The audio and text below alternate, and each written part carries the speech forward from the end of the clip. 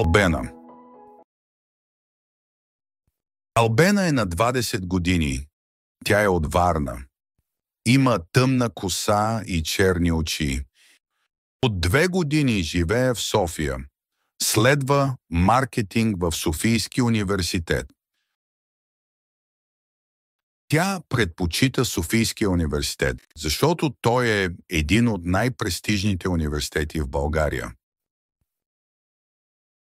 Живее в малък апартамент на 5-ти етаж.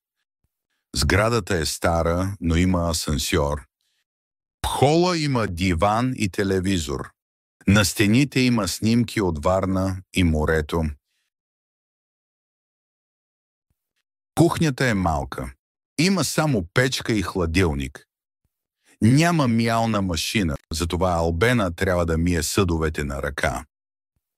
Има и една малка маса с 2 стола, където тя се храни и пие кафе или чай. В спалнята има легло с нощно шкафче. На шкафчето има нощна лампа. Има и малък гардероб, където Албена държи спалното бельо и дрехите си.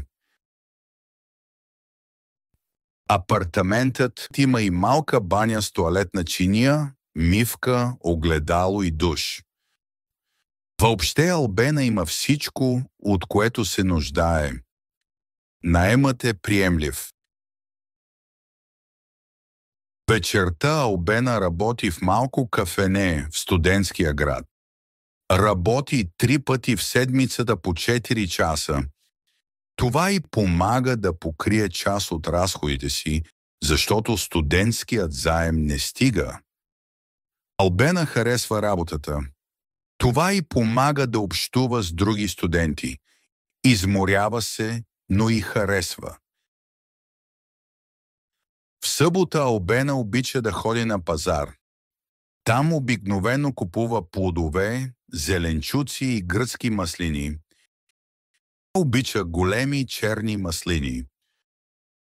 В неделя Албена ходи на разходка в парк Витоша. Когато времето е хубаво, излиза на балкона и се наслаждава на гледката с чаша ароматно кафе в ръка. Понякога и липсват Варна и семейството.